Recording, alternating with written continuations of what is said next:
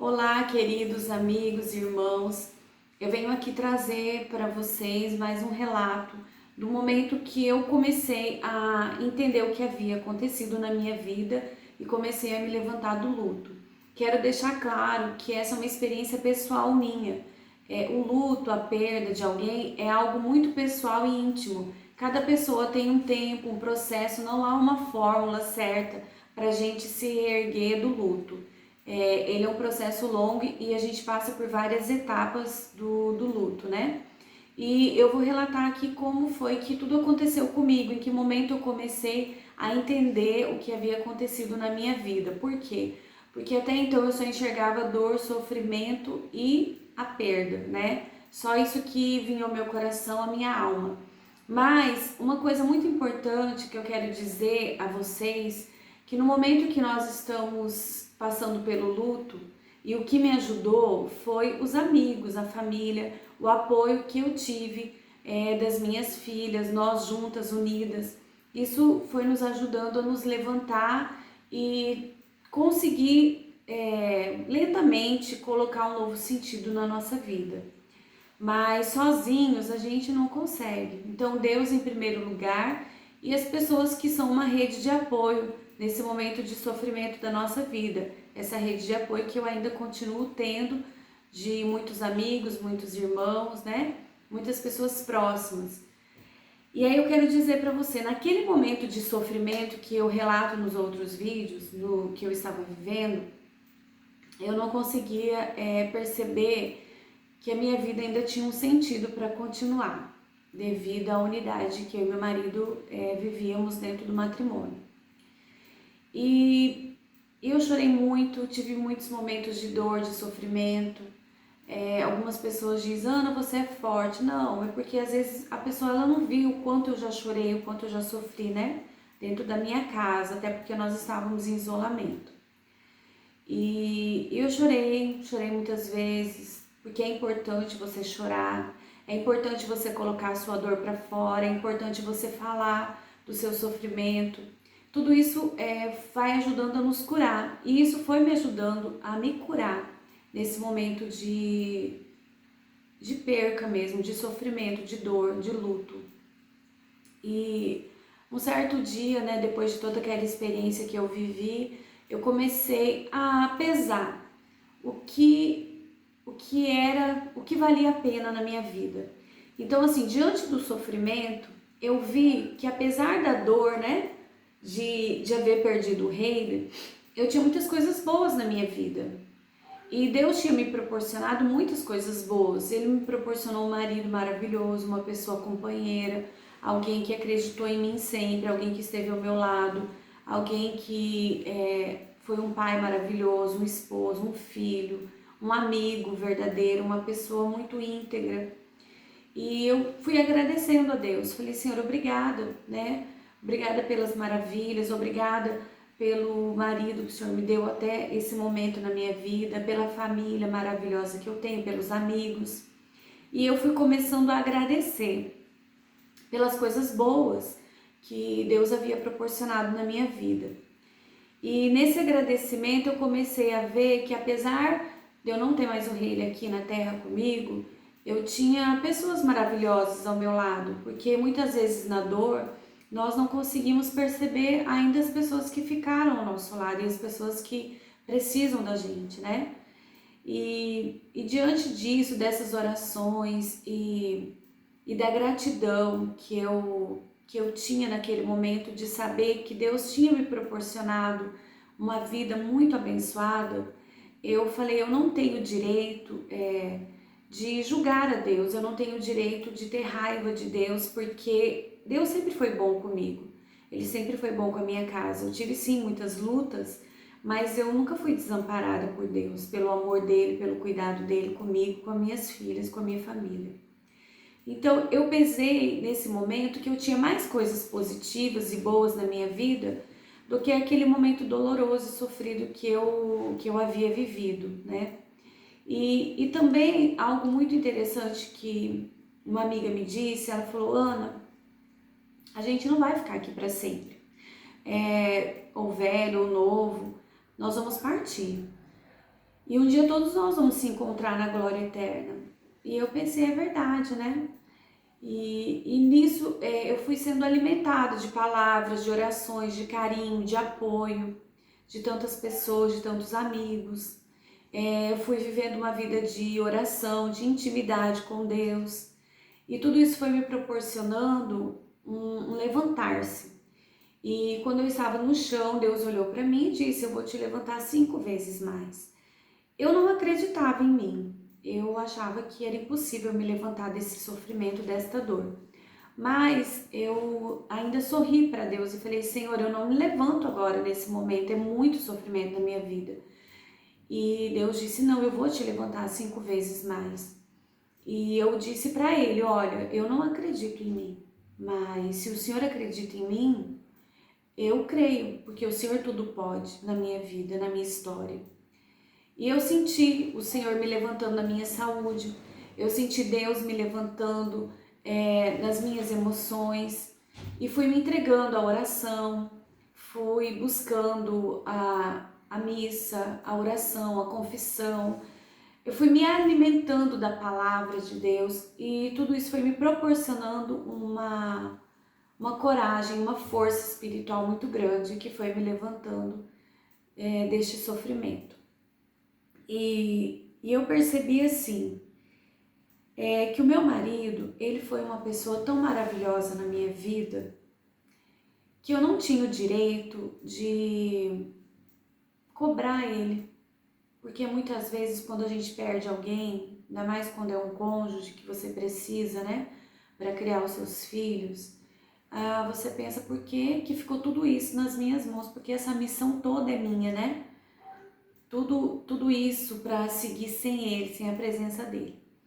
E nessa hora eu fui perdoando a minha condição de vida, eu fui perdoando ele e fui dizendo, amor, eu não tenho o direito de te cobrar isso, né? Eu não tenho o direito de me revoltar com a situação que aconteceu na minha vida, porque se o meu marido pudesse escolher, como ele sempre escolheu, ele escolheria ficar com a gente. E não foi uma escolha dele. E por outro lado, Deus tem propósitos na nossa vida que no momento da dor e do sofrimento nós não entendemos o porquê. E de repente demora até muito tempo para a gente compreender o que nós precisamos viver nessa terra. Então, diante disso, eu fui liberando o meu marido para o céu, eu fui liberando as minhas emoções e dizendo, nós não temos o direito de nos revoltar, porque nem contra Deus, nem contra o meu marido que partiu, porque ele não teve escolha. E porque Deus tem os seus propósitos na nossa vida que nós ainda estamos buscando compreender. E aí eu acordei, eu estava muito desanimada, muito abatida. Eu acordei, olhei no espelho e eu estava descabelada, sem minha maquiagem que eu gosto de fazer. E olhei no espelho e disse para mim, olha, o rei não gostaria de te ver dessa maneira para baixo. Deus não gostaria de te ver assim. E nesse falar comigo no espelho, eu fui, tomei um belo banho, arrumei meu cabelo, coloquei uma roupa melhor, fiz uma maquiagem e fiz essas atitudes que parecem fúteis, mas que têm um sentido de levantar-se. E fui, me arrumei, sentei para tomar o café da manhã, meu irmão estava em casa, olhei para ele e falei assim, Alexandre, eu já entendi. O meu marido não vai voltar mais, a minha vida mudou e eu tenho 3 filhas para criar. E eu vou conseguir, eu já entendi. Naquele momento foi a realidade de aceitar que a minha vida havia mudado, que as condições da minha vida haviam mudado e que eu precisava dar uma nova continuidade na minha vida. E aí eu segui nesse entendimento, comecei a tomar pé da situação da minha vida, das questões práticas do que eu precisava fazer, apesar que eu tinha todo um suporte, né? Eu tive um suporte dos meus irmãos, de amigos, eu tive um suporte da empresa que o meu marido trabalhava, Domini. eu tive um apoio do Mauro, do Bruno, eu tive um apoio de muitos amigos, aqui eu não consigo nem falar o nome de todo mundo, do Silvano, o meu sócio da empresa, eu tive o apoio das minhas filhas e eu tive o maior apoio que eu poderia ter, que é o apoio de Deus. Então eu quero dizer para você que nesse processo de eu conseguir entender o que havia acontecido na minha vida, porque até então eu estava vivendo a negação. Eu achava que meu marido ia voltar, eu sonhava que ele estava chegando, que era um engano, entendeu? Que aquilo não havia acontecido na minha vida, né? Sabe aquele pesadelo que você pensa, não, vai passar, eu vou acordar desse pesadelo e eu vou conseguir ver ele novamente. Então, nesse momento da minha vida, eu caí na real. Eu caí na real e vi que eu não ia ter mais ele. Eu não ia ter mais ele. E essa aceitação que eu tive naquele momento, ela me ajudou a entender que eu precisava seguir uma nova vida. Mas aí você se pergunta pra mim, ai Ana, foi prático isso? Né? Nossa, eu só falei pronto, acabou. Não, foi dia após dia. Todos os dias eu preciso decidir me levantar do luto. Todos os dias eu preciso dizer pra mim que eu consigo com Deus, né? E todos os dias é um dia, porque o luto, ele é uma montanha russa. Um dia você tá em cima, um dia você tá embaixo, um dia você tá mais alegre, outro dia você tá mais triste. Mas nós não podemos parar, porque se nós ainda estamos aqui nesta terra, é porque nós ainda temos uma missão, porque nós temos uma vida a ser vivida aqui, porque ainda nós não chegamos no patamar que nós precisávamos, né? De estar no céu, de partir, não chegou a nossa hora. Então, apesar da falta, apesar da dor, apesar de ser uma dor que dilacera a nossa alma, é uma dor que nos paralisa, é uma dor que nos frustra, é uma dor que nos gera muitas vezes revolta, mágoa, ressentimentos, né? Para com Deus, para com a vida. Eu preciso entender que há uma vida além desta. E se nós estamos aqui nesta terra, é porque aqui ainda nós temos que aprender muitas coisas, que nós não chegamos nesse patamar ainda para partirmos. Então, diante desse entendimento, foi o momento que eu comecei a me levantar. Comecei a me levantar e comecei a buscar um novo caminho para minha vida. Quero dizer para você, eu ainda estou 100%? Não. Eu ainda estou vivendo o processo. Eu ainda estou no caminho. Porque, como eu te disse, cada dia é um dia. Cada dia é um dia. Mas o levantar-se e lutar e não desistir de viver, de amar, de estar com as pessoas próximas, já é um passo. Né? Eu falei para a psicóloga assim, doutora, eu sinto, muitas vezes eu me sentia muito cansada fisicamente. E aí eu não sabia se era do Covid, se era, se eu estava com alguma doença. E aí ela me disse claramente que o luto, ele é tão doloroso que nós sentimos dores físicas, dor no corpo, mal-estar, a sensação de não conseguir prosseguir na vida, nessa nova etapa. Como é ser mãe, ser pai, sendo que você tem um marido ou esposa, você divide as tarefas, né? Então esse novo, que é um choque muito rápido na nossa vida, gera em nós várias coisas, vários transtornos psíquicos, emocionais, e essa dor emocional, ela atinge o nosso físico. Então hoje, você não está muito bem, você quer deitar, você deita, mas amanhã você levanta, né? Você tem que reagir. Então não se cobrar a longo prazo, viver o hoje. Então eu entendi, diante da dor de perder o rei, que eu tenho hoje para viver. Eu não sei se eu tenho amanhã, nem você. Então esse hoje, ele tem que ser bem vivido. Esse hoje, ele tem que ser bem aproveitado. com as pessoas que estão ao nosso lado. A saudade, ela nunca vai passar. Muitas pessoas dizem assim, quando vai passar essa dor? A dor não passa. A dor, ela é uma constante, mas ela vai, ao longo do tempo, ela vai aliviando. Então, ao longo do tempo, a dor, ela vai amenizando, mas a saudade fica. E depois de um tempo, vai ficando uma saudade com lembrança. Por exemplo, eu consigo falar do Rei e consigo, às vezes, sorrir, brincar com as palhaçadas que ele fazia, com as nossas conversas, entendeu? Coisa que lá no início eu não conseguia fazer. Então, começar a lembrar da pessoa que você perdeu, que não está mais ao seu lado nesse momento, como alguém, com os momentos bons que vocês viveram. Sorrir com as coisas que vocês experimentaram, né? Então isso é algo importante para que possa vencer o luto.